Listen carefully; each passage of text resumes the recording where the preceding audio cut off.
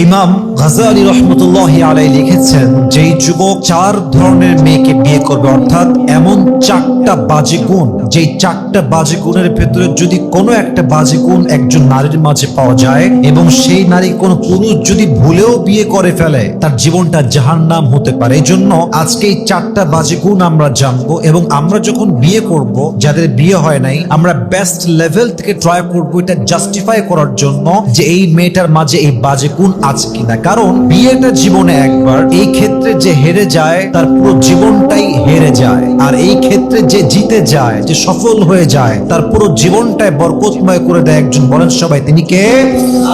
First of all একটা ছোট্ট বিষয় ক্লিয়ার করতে চাই যে এই চারটা বাজে গুণ আপনি বুঝবেন কেমন করে, এটা আমি আমার চারটা পয়েন্ট শেয়ার করে এন্ড অফ দ্য লেকচার, একদম আমার লেকচারের শেষে গিয়ে বলবো যে আপনি বুঝবেন কেমন করে যে এই মেয়েটার মাঝে এই চারটা বাজে গুণের ভেতরে একটা বাজে গুণ আছে কিনা। রাজি আছেন তো সবাই ইনশাআল্লাহ? প্রথম বাজে গুণ ইমাম গাজালি রহমতুল্লাহি আলাইহি লিখেছেন, যেই মেয়ে আহেরা, আহেরা মানে হচ্ছে যেই মেয়ে অলওয়েজ রূপ চর্চায় ব্যস্ত থাকে। দেখেন, নারীরাই রূপ চর্চা করবে। রূপ চর্চা করা, ফেস কেয়ার করা, ক্রিম মাখা, যত্ন নেওয়া, বিউটিনেসকে আরো সৌন্দর্য করার জন্য, আরো বেশি বাড়াবার জন্য যত্ন করা। It's not a fault, it's not a big issue, but এই ক্ষেত্রে ওভার সেন্সিটিভ হওয়া, ওভার কেয়ারিং হওয়া, যে অলওয়েজ রূপ চর্চায় ব্যস্ত। দেখবেন অনেক ফিল্মি হিরোইন আছে সার্জারি করতে ব্যস্ত, সারাদিন সার্জারি করে, এই পাশ দিয়ে সুই দেয়, এই পাশ দিয়ে সু দেয়, কারোর ঠোঁট দেখবেন অনেক মোটা হয়ে যায়, সারাদিন বিউটিশিয়ানের কাছে পড়ে থাকে, অলওয়েজ রূপ চর্চায় ব্যস্ত। বিশ্বাস রাখেন, যেই মেয়ে অলওয়েজ রূপ চর্চায় ব্যস্ত থাকে, এই মেয়ে কখনো লাইফ পার্টনার হিসেবে পারফেক্ট ওয়াইফ কখনোই হতে পারে না। ঠিক কিনা বলেন? আমি কিন্তু আবারও বলছি, রূপ চর্চা করা কোনো দোষণীয় ব্যাপার নয়, কিন্তু যে কোনো কাজে অতিরিক্ত করা, বাড়াবাড়ি করা, বেশি লিমিটকে ক্রস করা, দ্যাটস আ বিগ ফল্ট। এজন্য খেয়াল রাখবেন যে একজন মেয়ে যাকে বিয়ে করছেন, এই মেয়েটা আবার রূপচর্চায় বেশি ব্যস্ত কিনা। আল্লাহ আমাদের সবাইকে এই বাজে গুণটা দেখে বুঝে বিয়ে করার তৌফিক দান করুন। পরে সবাই আমিন। আমি পরে গিয়ে বলবো যেটা আপনি বুঝবেন কেমন করে। এক নাম্বার গেল। দুই নাম্বার, ইমাম গাজালি রহমতুল্লাহি আলাইহি লিখেছেন, যেই মেয়ে নাবিথা, নাবিথা মানে কি? যেই মেয়ে রূপ চর্চা তো করেই করে এবং তার রূপের জন্য খুব বেশি গৌরব করে। গৌরব মানে অহংকার, আত্ম অহমিকা বোধ। বিশ্বাস রাখেন, যেই মেয়ের বাপ বড় লোক, হয়তো মেম্বার, চেয়ারম্যান, ব্যবসায়ী, সরকারি চাকরি করে, এবং মেয়েটা তার পরিবারের হয়তো একদম ছোট মেয়ে অথবা পুরো পরিবারে একটা মাত্র মেয়ে, এবং সে দেখতে সুন্দরী, দেখবেন যে এইরকম মেয়ে অহংকারে, রূপের দাপটে আর বাঁচে না যুবক ভাইরা। ঠিক কিনা বলেন?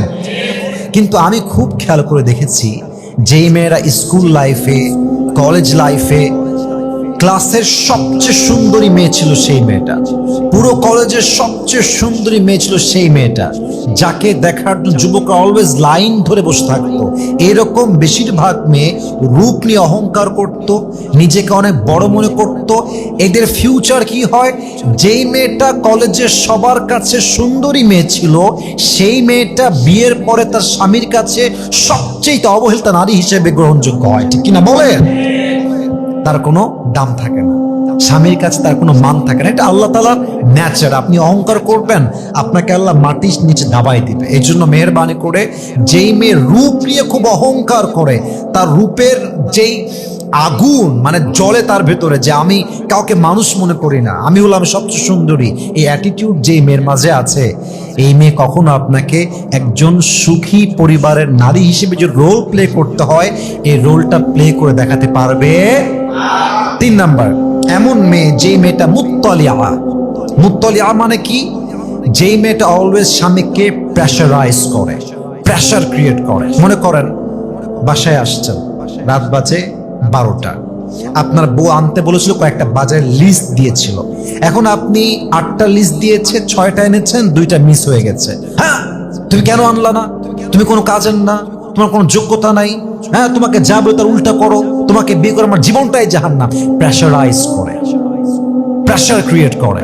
বিশ্বাস করেন, যেই মেয়ে মানুষকে প্রেশার রাখতে পছন্দ করে, চাপ প্রয়োগ করতে পছন্দ করে, এই মেয়ে আর যাই হোক একজন ভালো ওয়াইফ কখনোই হতে পারে না, ঠিক কিনা বলেন?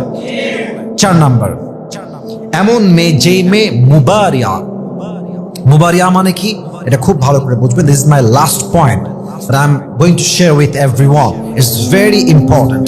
কিছু মেয়েকে দেখলে বুঝবেন না তার বাহির একরকম, তার ভেতরটা কিন্তু আর এক রকম। স্বামীর সামনে আসলে মানে ভাজা মাছটা উল্টাই খাইতে পারে না, ছি ছি ছি, আস্তাগফিরুল্লাহ, আমি এটা জীবনও করি নাই, এটা আমি বুঝি না, কি বললা তুমি, এটা জান, তুমি আমাকে এরকম মনে করতে পারো? ভাবটা এমন যেন she doesn't know anything about the world, she acts like that, যে আমি কিছুই বুঝি না, ভাজা মাছটাও উল্টাই খাইতে পারি না, বাট ডাল মে কুছ কালা তো জরুর হ্যায়। ভেতরে একরকম, বাহিরে আর এক রকম। স্বামী পড়ছে বিপদে, খুব কষ্টে আছে, অর্থনৈতিক অবস্থা খুবই খারাপ, মানুষ মিথ্যা ব্লেম দিচ্ছে, বিপদে পড়ছে, কষ্টে পড়ছে, স্বামীর সামনে এসে তুমি টেনশন করো না, আমি তোমার সাথে আছি, সবাই তোমার বিপক্ষে গেলে আমি তোমার পক্ষে থাকবো, আমি সারা জীবন তোমার পাশে আছি। স্বামীর সামনে বলে একরকম, বাহিরে গিয়ে রূপ চেঞ্জ হয়ে যায়। স্বামীকে বলে আমি তোমার পক্ষে আছি, আবার বাহিরে গিয়ে স্বামীর বিরুদ্ধেই সেই মেয়েটা ষড়যন্ত্র করে বেড়ায়, ঠিক কিনা বলেন? এরকম মেয়ে বিয়ে করা যাবে না। এখন প্রশ্ন হচ্ছে, হুজুর এই যে 4টা গুণ আপনি বললেন, 4টা গুণ তো এমন একটা গুণ যেই গুণটা বিয়ে না করলে সহজে আসলে প্রকাশিত হওয়ার সম্ভাবনা খুবই কম আসলে। সেই ক্ষেত্রে আমি বলবো, আপনি একটা মেয়ের পরিবার, তার বাবা, তার মা, তার কালচার, তার সোসাইটি, তার আপব্রিঙ্গিং, তার ব্রট আপ, তার বেড়ে ওঠা, তার ফ্রেন্ড সার্কেল, তার বাবার ইনকাম, তার মায়ের চরিত্র, তার খালার চরিত্র, তার ভাই কেমন, তার বড় বোন কেমন, ছোট বোন কেমন, এই ওভারঅল এই সব কিছু আপনি অবজার্ভ করলে বুঝবেন যে এই মেয়েটা আদৌ এই 4টা বাজে গুণের মধ্যে পড়ে কি পড়ে না, ঠিক কিনা বলেন? ফর এন এক্সাম্পল, প্রথমে বলেছিলাম যে মেয়েটা আহেরা, অর্থাৎ অলওয়েজ রূপচর্চায় ব্যস্ত। একটু বোঝা ট্রাই করেন, একজন মেয়ের বাবার ইনকাম হচ্ছে, for an example, just example আর নাথিং এলস, ইনকাম হচ্ছে 20,000 টাকা। কত হাজার? আর একবার, কয় হাজার? 20,000। আচ্ছা বলেন তো, পরিবারে বাবার ইনকাম 20,000, বাবার মেয়ে হচ্ছে 2টা, ছেলে 1টা এবং বউ, এই হচ্ছে 5 জন মানুষের একটা সদস্যের পরিবার। মেয়েটা চাইলেও কি প্রত্যেক মাসে 30,000 টাকা ইনকাম করতে পারবে? মেকআপ করতে পারবে? পারবে না। কারণ কি, তার বাবার ইনকামটাই হচ্ছে কম। তা আপনি সেই মেয়েকে দেখলে বুঝবেন যে এই মেয়েটা ওই লেভেলের না।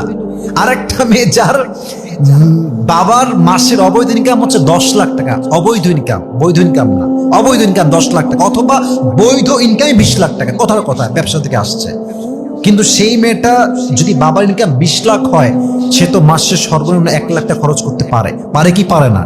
আপনি একটা বেসিক লেভেলে দেখলেই বুঝবেন যে মেয়েটা আসলে কোন ক্যাটাগরি বিলং করে, এই মেয়েটা আসলে সে লেভেলে হতে পারে কি পারে না। আর যেই মেয়ের বাপের ইনকাম মাত্র 20,000 টাকা, সে মেয়ে চাইলে 1 লাখ মেকআপ করতে পারবে না, ঠিক কিনা বলেন? আবার দেখেন, আরেকটা বলেছিলাম, যে মেয়েটা স্বামীকে প্রেশারাইজ করে। একজন মেয়ে স্বামীকে প্রেশারাইজ তখন করে যখন সে এই শিক্ষা তার মায়ের থেকে পায়, তার খালার থেকে পায়, তার ফুফুর থেকে পায়। মেয়ের বয়স 8 বছর, সে দেখছে যে আমার বাপ আমার মায়ের কথায় উঠে বসে, আমার বাপ ইয়েস বললে ইয়েস, নো বললে নো। ওর ভেতরে এই মেন্টালিটি ছোট্টবেলার থেকে তৈরি হয় যে আমিও আমার স্বামীকে গোলামের মতো ট্রিট করব, কাজের চাকরের মতো ট্রিট করবো। এরকম মেয়ে বাংলাদেশে অ্যাভেলেবল। মানে কিছু মেয়ে আছে, এরা স্বামীকে মানুষই মনে করে না, অমানুষ মনে করে, জানোয়ার মনে করে। কথায় কথায় খোটা, কথায় কথায় বাজে ব্যবহার, কথায় কথায় তোমাকে বিয়ে করে আমার জীবনটা জাহান্নাম হয়ে গেছে, আমার কত ভালো জায়গায় বিয়ে হতো, তুমি একটা জাহান্নাম আমার জন্য। এই কথাগুলো বলে এটা সাজানো গোছানো সুন্দর সংসারকে একটা মেয়ে জাহান্নাম বানিয়ে দেয়, ঠিক কিনা বলেন? এই জন্য ফ্যামিলি স্ট্যাটাস, বাবার ইনকাম, মায়ের চরিত্র, বোনের চরিত্র, তার বেড়ে ওঠা, তার কালচার, তার সোসাইটি, তাদের ফাইন্যান্সিয়াল স্টেটাস, এই সব কিছু মিলিয়ে ওভারঅল অবজার্ভ করলে আপনি বুঝবেন যে এই মেয়েটার মাঝে এই 4টা বাজে গুণ আছে কিনা। আল্লাহ আমাদের সবাইকে বিয়ের পূর্বে একজন মেয়েকে যথেষ্ট জাস্টিফাই করে বিয়ে করার তৌফিক দান করুক। আমরা সকলেই জবান খুলে পড়ছি আমিন।